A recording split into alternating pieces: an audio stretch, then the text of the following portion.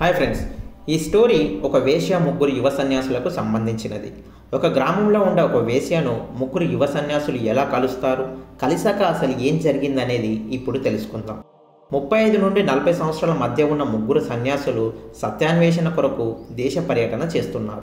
అయితే వీరు దేశమంతా పర్యటనలో భాగంగా గ్రామాన తిరుగుతూ ఇంటికి భిక్ష అడుగుతూ జీవిత సత్యాలను ప్రజలకు బోధిస్తూ ఇంకొక వైపు సత్యాన్వేషణ కొరకు వీరు దేశమంతా పర్యటన చేస్తూ ఉన్నారు. అయితే ఒకరోజు బాగా ఎండగా ఉన్న సమయంలో వీరు ఒక గ్రామం వద్దకు వచ్చారు. ఆ గ్రామం చుట్టూ పచ్చదనంతో నిండి ఉండి చాలా చిన్నగా ఉంది. ఆ గ్రామ ప్రజలు చాలా సాధారణమైన జీవితాన్ని జీవిస్తూ ఉన్నారు. ఇక వీరు ఆ గ్రామంలోకి వెళ్ళి ఇంటింటికి వెళ్ళి భిక్ష మరియు నీటిని అడుగుతూ ఉన్నారు. ప్రజలు కూడా ప్రేమపూర్వకంగా ఈ ముగ్గురు యువ సన్యాసులకు భిక్ష వేస్తున్నారు. కొంతమంది వారికి ఉన్న బాధలను సమస్యలను చెప్పుకుంటున్నారు. యువ సన్యాసులు కూడా వారికి ధైర్యంగా సమాధానాలు ఇస్తున్నారు. అలా తిరుగుతూ ఊరి మొత్తాన్ని భిక్ష అడగటం పూర్తయింది. అయితే ఊరంతా పూర్తయ్యాక ఒక యువ సన్యాసి ఊరి చివరన ఇంకొక కుటీరం ఉండటాన్ని గమనించాడు. గ్రామంలో ఉన్న ఒక వ్యక్తిని ఆ కుటీరం ఎవరిది, మేము ఆ కుటీరంలోకి వెళ్ళి భిక్ష అస్సలే అడగలేదు అని అడిగారు. అయితే ఆ గ్రామంలోని వ్యక్తి, మీరు ఆ కుటీరానికి అస్సలే వెళ్ళకండి, ఆ కుటీరం ఒక విధవ మహిళది. ఆ విధవ మహిళ వేశ్యగా మారింది.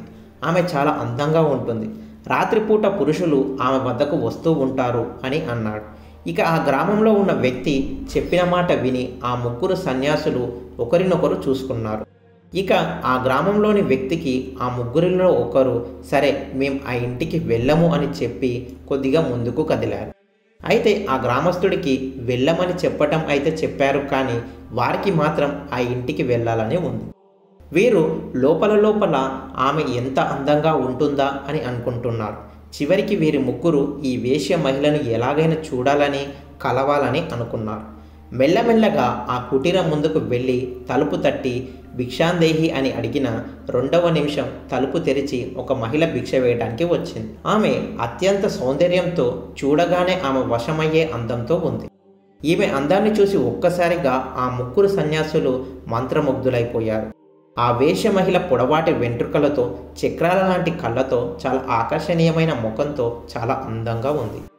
ఇక తలుపు తీసిన ఆ వేశ్య ముగ్గురు యువ సన్యాసులను లోపలికి రమ్మని ఆహ్వానించగా వారు, లేదు, మాకు భిక్ష, కొన్ని నీళ్లు ఇవ్వమని అన్నారు. మీరు ఏ ఉద్దేశంతో వచ్చారో నాకు తెలుసు, లోపలికి రండి అని ఆమె అంటుంది. కానీ వారు, మాకు వేరే ఉద్దేశం ఏమీ లేదు, మేము కేవలం భిక్ష కోసం మాత్రమే వచ్చామని అనడంతో ఆ వేశ్య వారితో, ఇంతవరకు మా ఇంటికి వేరే ఉద్దేశంతో మాత్రమే మగవారు వస్తుంటారు, ఇలా భిక్ష అడిగిన స్వామీజీలు ఎవ్వరూ రాలేదని అంటుంది. సరే, మీకు భిక్షను పెడతాను అని చెప్పి లోపలికి రమ్మని ఆహ్వానించింది. లోపలికి వెళ్ళగా కింద పీటలు వెయ్యగా వారు కింద కూర్చొని ఉన్నారు. కింద కూర్చున్న వారికి ముందుగా వేశ్య మంచినీరును ఇచ్చింది. వేశ్య ఇచ్చిన మంచినీరు తాగి ఆ ముగ్గురు సన్యాసులలో ఒక సన్యాసి వేశ్యతో, మీరు ఎప్పటి నుండో ఇలాగే ఉన్నారా, లేక పరిస్థితులు మిమ్మల్ని ఇలా మార్చేశాయా అని అడగగా వేశ్య ఆ సన్యాసితో, నన్ను ఎవ్వరు ఇప్పటి వరకు ఇలా అడగలేదు. నా ఇంటికి వచ్చి మగవారు కేవలం నా శరీరాన్ని అనుభవించడానికి మాత్రమే వస్తుంటారు, కానీ నేను ఎవరు అని మాత్రం ఎవ్వరూ అడగరు. ఇప్పటి వరకు ఎవరు మీలా అడగలేదు అని చెబుతూ కళ్ళలో నీళ్లు తెచ్చుకుంది. ఇక అలా కొద్దిసేపు అయ్యాక వేశ్య తన గురించి యువ సన్యాసులకు చెప్పడం మొదలుపెట్టింది. నా భర్త 3 నెలల క్రితం చనిపోయాడు. నా భర్త చనిపోవడంతో ఒంటరి దానిని అయిపోయాను.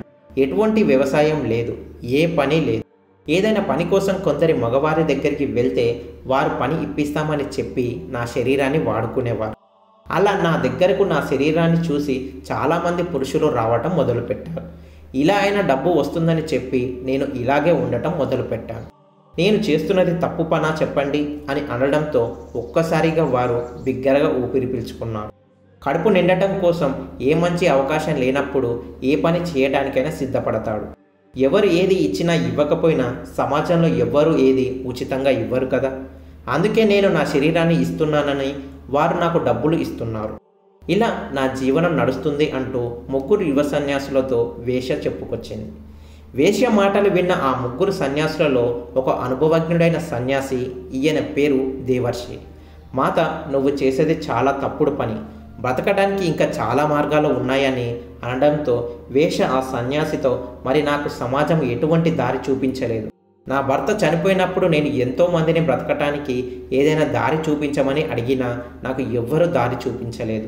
అందుకే నేను ఈ దారిని ఎంచుకున్నాను. నన్ను కేవలం ఒక వస్తువుగా మాత్రమే చూశారని అంటుంది. ముగ్గురు యువ సన్యాసులు వేశ్యకు సంబంధించిన సమస్యను అర్థం చేసుకున్నారు. వీరు ఆత్మ పరివర్తన చెందటానికి చాలా సమయం పడుతుంది అని అనుకొని ఆ వేశ్యతో ఇంకొక సన్యాసి, ఈయన పేరు మహాయోగి దేవి, సత్యాన్వేషణ కొరకు మేము 3 సంవత్సరాలుగా దేశమంతా పర్యటన చేస్తున్నాం. మా పర్యటనలో భాగంగా రాజు నుండి మొదలుకొని అత్యంత పేదవాడి వరకు చూసాము. ఎక్కువ డబ్బు ఉన్నవారి నుండి మొదలుకొని అత్యంత పేదవాడి వరకు చూసాము. ఇందులో అత్యంత ఎక్కువగా బాధపడేవారు ఎవరంటే వారి జీవితం పట్ల వారికి క్లారిటీ లేనివారే. అలా మాట్లాడుతూ ఉండగా ఒక వ్యక్తి బయట నుండి తలుపు కొట్టడంతో తలుపు ఓపెన్ చేశారు. చెయ్యగా ఆ వ్యక్తి ముందుగా, నేను ఈమెతో నా జీవితాన్ని పంచుకోవాలనుకుంటున్నాను అని అనగా, ఆ సన్యాసులు ఎవరు నువ్వు అని అడగక, నేను ఈ గ్రామానికి చెందిన వ్యక్తినే అని సమాధానం ఇచ్చాడు. అయితే వేశ్య ఆ ముగ్గురు యువ సన్యాసులతో, బాబా, నేను ఈ మార్గాన్ని విడిచిపెడితే సమాజం నన్ను అంగీకరిస్తుందా, నా గతాన్ని మర్చిపోతారా అని అన్నది. ఆ ముగ్గురు యువ సన్యాసులలో ఒకరు నవ్వుతూ, నువ్వు ఎంత మలినమైనా మళ్ళీ నువ్వు శుద్ధి కావచ్చు, సమాజం ఏమనుకుంటుందన్న విషయాన్ని మర్చిపో, అసలు నువ్వు ఏం కావాలనుకుంటున్నావో చెప్పు అని వారు అన్నారు. ఈ మాటతో ఒక్కసారిగా నిశ్శబ్దం అయిపోయింది. ఇప్పటి వరకు ఈ ప్రశ్న ఎవరు వేశ్యాని అడగలేదు. అలా కొద్దిసేపు అయ్యాక ఒక వ్యక్తి వేశ్య ఇంటి డోర్ని కొట్టి, ఎవరు మీరు అని అడగగా, మేము సన్యాసులం, భిక్ష అడగటానికి వచ్చాం. ఊరంతా పూర్తయింది, ఈ ఒక్క ఇల్లు మాత్రమే మిగిలి ఉంది, అందుకే వచ్చానని అనగా, సన్యాసులు ఆ వేశ్యాన్ని వేరే రకంగా చూస్తున్న ఆ ముసలి వ్యక్తితో, వేశ్య, నేను ఇప్పుడు ఆ పని చేయటం లేదు, వారు నిజంగానే భిక్ష అడుక్కోవటానికి వచ్చారని ఆ ముసలాయన గట్టి స్వరంతో అన్నది. రిపీట్. అయితే ఆ యువ సన్యాసులు ముసలి వ్యక్తితో, మీరు ఈమెను చాలా అపవిత్రంగా చూస్తున్నారు, ఎప్పుడైనా ఈమెకు వీరు సహాయం చేశారా అని అనడంతో ఈయన తలదించుకున్నాడు. ఆయనతో మగవారు సన్యాసిగా మారితే ఎవ్వరూ ఏమీ అనరు, కానీ స్త్రీ మాత్రం తాను వేరే మార్గం ఎంచుకుంటే మాత్రం 100 మంది 100 రకాలుగా ప్రశ్నిస్తారు. ఈ ప్రశ్న అస్సలే అర్థం కాదు. ఈ మాటలతో వేశ్య ఒక్కసారిగా కంట్లో నీరు తెచ్చుకుంది.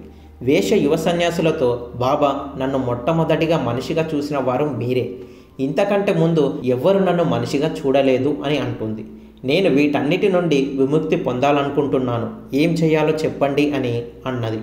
ఇక ఆ ముగ్గురు యువ సన్యాసులలో ఒక సన్యాసి వేశ్యతో, ముందు నీ మీద నువ్వు నమ్మకం ఉంచుకో, సమాజం ఏమనుకుంటుందో పట్టించుకోకు, నీకంటూ ఒక దారి నిర్మించుకో అని అన్నారు.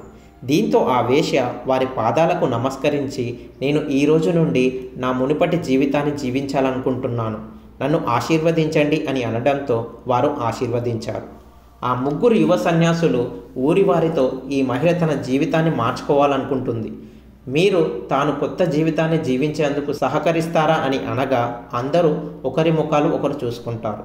అందులో నుండి ఒక వృద్ధ రైతు ముందుకు వచ్చి, ఈమె తన గత జీవితాన్ని వదిలేసి మంచిగా బతుకుతామంటే మాకు ఏమీ ఇబ్బంది లేదు, మేము సహకరిస్తామని అన్నాడు. ఇక ఆయన తర్వాత ఊరివారు అందరూ ఒకరి తర్వాత ఒకరు సరే అన్నారు. అందులో నుండి ఒక యువకుడు, ఈ మహిళకు గుడిలో పూజలు చేయడం ఇష్టమైతే మేము ఎవ్వరం అడ్డుపడం, చక్కగా గుడిలో పూజలు చేసుకుంటూ ఉండవచ్చు అని అన్నాడు. అందరూ ఒప్పుకోవడంతో ముగ్గురు యువ సన్యాసులు మొహాల్లో సంతోషం వెల్లివిరిసింది.